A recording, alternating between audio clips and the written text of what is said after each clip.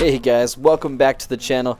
Today I wanted to talk about the new Marvel's Avengers Spider-Man update, and I just kind of wanted to talk about it a little bit. Not a huge update. I did manage to play a couple hours of it. Now, I didn't really look up, really anything into this Spider-Man update. I've just been really busy, and I remember watching like the IGN trailer or something like that, just announcing what day it was coming. It was like a month or so back for the 30th. I got to play a little bit of it, and I shouldn't say that I was disappointed, because the last couple DLCs, actually the Marvel game as a whole has just been a big disappointment. So saying that I was disappointed with the DLC, it just kind of fits right in with the rest of the game. So it's like I wasn't expecting too much, but some of the things I like, for instance, there's no story campaign in this. Like the Hawkeye got his own story, Kate Bishop, which honestly those two really should have just been one big one if you think about it. Black Panther got his own, War for Wakanda, and then we finally get Spider-Man. And there's no hero missions. Literally the closest thing to a hero mission is when you first get Spider-Man. He's unlocked in the, what's it called? The harm room. And you can kind of jump in there, and it just basically gets you to know his character. But there's no like story at all. You get like a 5-minute like little introduction, like kind of cartoony thing, kind of showing you what Spider-Man has been up to with the Avengers up until that point. And that's really it. Very disappointing. Now, all the skins look really cool. There's a lot of different costumes and a lot of different skins in this. And they all look really awesome, to be honest. They all look cool. But I feel like that's never been the game's issue. I feel like a lot of the skins in the game have all looked really good. They've all looked super awesome. The problem with it is that all the cool ones are literally locked behind a paywall, which is still the case here, and it's just freaking annoying. Like, and not only that, like, you can still level up Spider-Man, and you get some things free, but you have to pay 1,000, I think it's credits in the game, to even unlock, like, his hero card, right? Some things it does give you free, but most of the time it's like the stuff no one really cares about, like a nameplate, or every now and then there'll be a suit, but there's nothing really like, oh yeah, I need to have that. All the super cool suits, not even joking, all locked behind paywalls. And it just blows my mind, because it's like this game has been suffering. Like the number of people playing it has literally dwindled down to basically nothing. Like, if you want to pull players back, give them something, give them a reason to come back. Just releasing a new update, I feel like is not really enough. Like, I literally, because I played this game for the first time, I think like 2 months ago, 3 months ago. I'll leave my review for it at the end of this video. And I was pretty disappointed. And I played it it was a year after it came out, and I had played all the updates and all the War for Wakanda, which I thought War for Wakanda was okay. It was better than some of the other stuff in the base game. I thought it was a step in the right direction.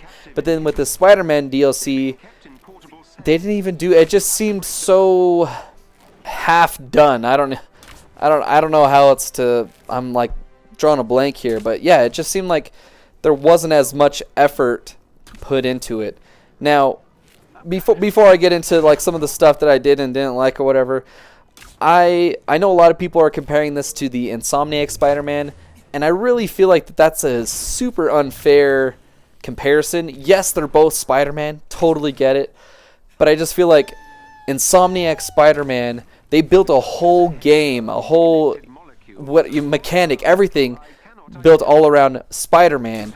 And with Avengers, they couldn't really do that. I mean, they could do that, obviously, but that wasn't their main focus, because Spider-Man wasn't in the game.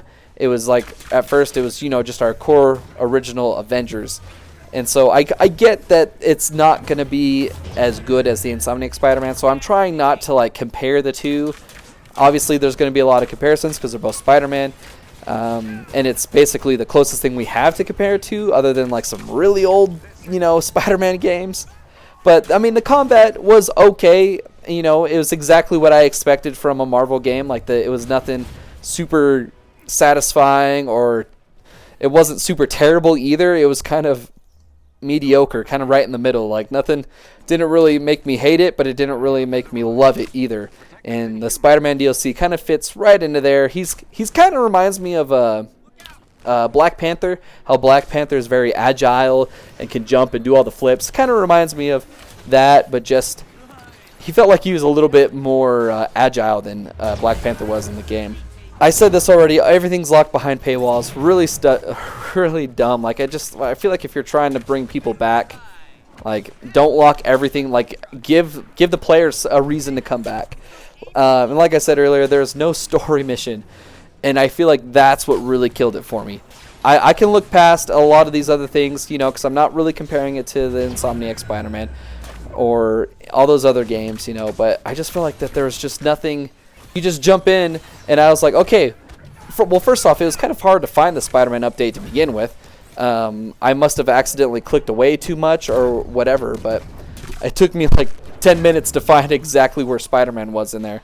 He's like on a little web on a window, and it's not even him. It's just a web in the window, and you have to go interact with the web. Anyways, that was just my main gripe, is that there's no story mission. And this particular character was promised before the game even launched. I remember hearing people arguing and complaining about, oh, it's so unfair that Spider-Man's going to be a PlayStation exclusive on Avengers because Avengers is cross-platform. And I remember hearing all that stuff.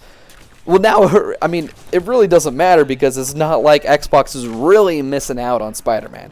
Insomniac Spider-Man, 100%. This one, you're not really missing a whole lot, but it just feels like they almost just threw it in there because they had already made the promise. I'm sure Sony probably paid them some money to have it exclusive, and so like they're like, oh, okay, we already got paid, and let's just put it in there. We don't have time for a story. We don't have time for this. Or it might not even been time. It may be that they didn't have money to do a story, because I know this game did not get the money that they want. Like, they didn't even break even from what I've heard. They haven't released numbers. I could be wrong on that, so don't quote me there, but I've heard that this game, they lost money on this game, and so I'm sure that they maybe didn't even have enough money for that. I don't know. And you know, that's all I really have to say about it, guys. Let me know what you guys thought about it. I mean, it was fun. It was okay. I mean, if you're playing Avengers for the very first time, you could play as Spider-Man on some of those missions where you can be anybody you want to, you know, like in the story, or if you're just playing with some friends. Like I said, I still don't think that this is a game worth going out and paying full price for. Now that it's been out over a year, I think I've seen it on average at like Walmart and stuff for like 20, 30 bucks. So, I mean, if you wanted to get for 20 bucks, I'd say that's still a pretty good deal, although it's not one of those games that you're going to keep going back to. And definitely it's not worth picking up if you just wanted to play Spider-Man. Like, if you really wanted to play Spider-Man, go buy, you know, the Spider-Man PS4 or Miles Morales. Either one of those two if you're just wanting to play a Spider-Man game, because this is definitely not it. And that's all I really have to say, guys. Let me know down in the comments below if you've played it. Let me know what you guys thought, and we'll catch you guys on the next one.